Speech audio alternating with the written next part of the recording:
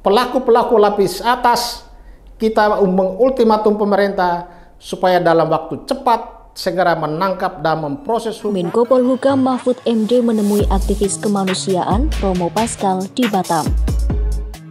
Usai pertemuan tersebut, Mahfud MD membeberkan tentang praktik tindak pidana perdagangan orang atau TPPO. Mahfud menyebut, perdagangan manusia dalam praktiknya melibatkan uang yang besar hingga jaringan TPPO termasuk di pemerintah dan swasta. Bahkan, Mahfud MD sudah mengantongi daftar jaringan TPPO maupun pekerja migran Indonesia ilegal.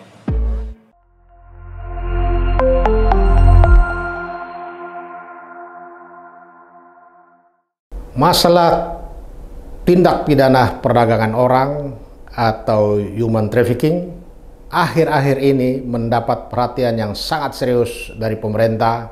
Dalam hal ini Menteri Koordinator Politik Hukum dan Keamanan Pak Mahfud MD, sebagaimana dalam langkah tegas yang diambilnya ketika kasus Romo Pascalis di Pulau Batam, seorang aktivis kemanusiaan dan perdagangan orang di Keuskupan Pangkal Pinang, mencuat ke permukaan dan mencuri perhatian publik karena melihat masalah perdagangan orang yang akhir-akhir ini terungkap sering mendapat backing dari aparatur negara, aparat pemerintah, bahkan aparat penegak hukum ikut bermain untuk membackingi kerja sindikat perdagangan orang.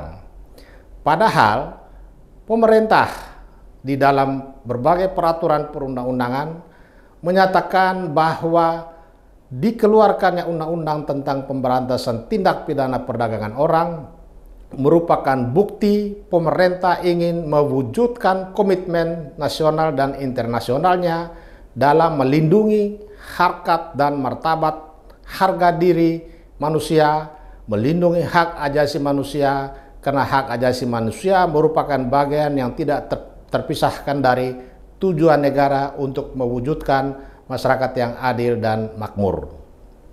Dalam pada itu, Menteri Koordinator Politik Hukum dan Keamanan Mahfud MD ketika mendapat laporan dari Romo Pascalis, Menteri serta-merta langsung mengadakan koordinasi dengan beberapa deputi di Kementerian Politik Hukum dan Keamanan dan menugaskan satu tim untuk terjun ke Pulau Batam, di mana Pulau Batam merupakan pintu masuk dan pintu keluar bagi sindikat perdagangan orang, baik untuk memberangkatkan tenaga kerja ilegal dari Indonesia ke luar negeri, maupun pintu masuk dari imigran tenaga kerja asing yang ingin masuk secara ilegal di Indonesia.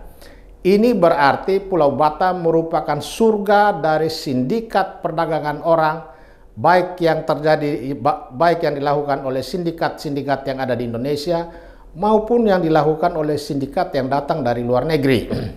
Ini membuktikan bahwa negara selama sekian tahun lemah menegakkan hukum, khususnya melindungi warga negara Indonesia dari tindakan sewenang-wenang yang dilakukan oleh sindikat perdagangan orang yang dibackingi oleh organ-organ atau orang-orang yang berafiliasi di dalam organ-organ negara yang merupakan bagian dari anggota gugus tugas pencegahan dan penanganan tindak pidana perdagangan orang.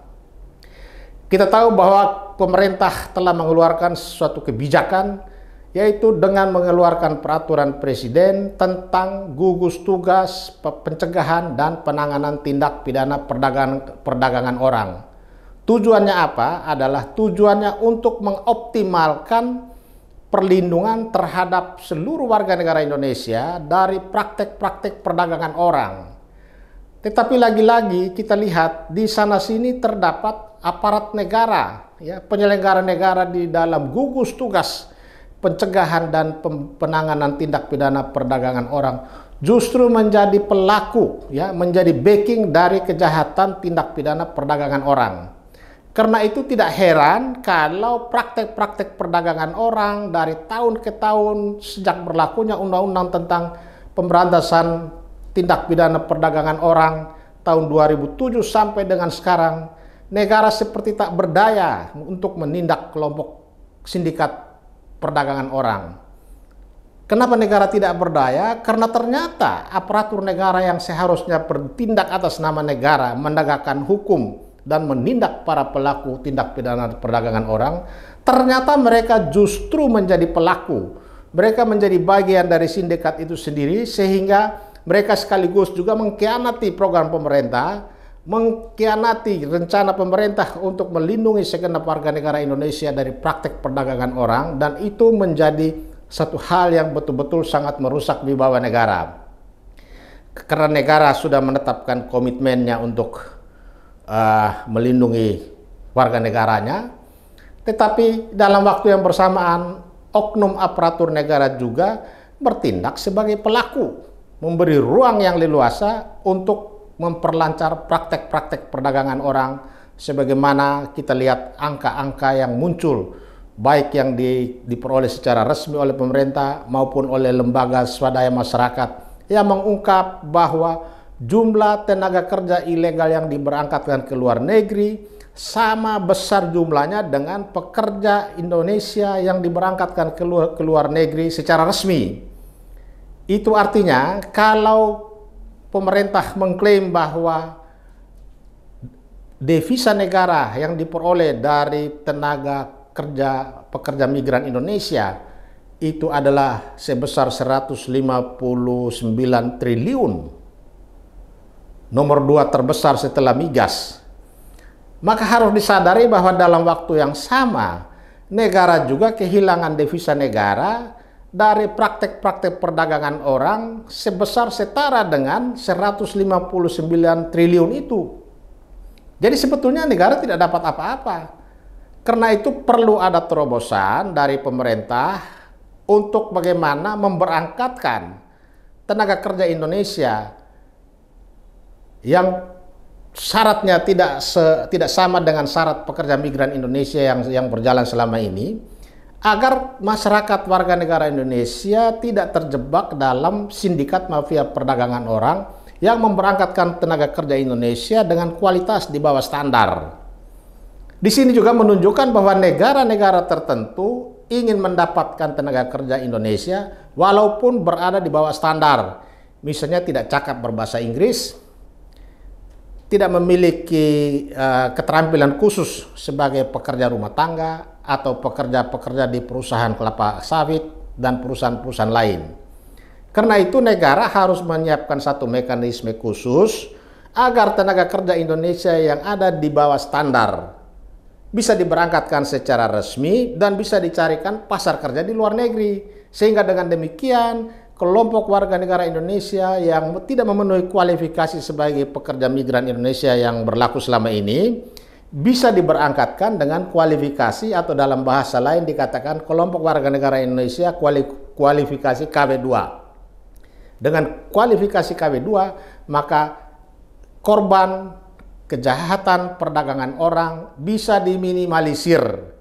Tidak seperti sekarang ini dari tahun ke tahun kita memberangkatkan yang resmi, tetapi juga diam-diam secara ilegal juga berjalan seperti negara ini tidak punya hukum.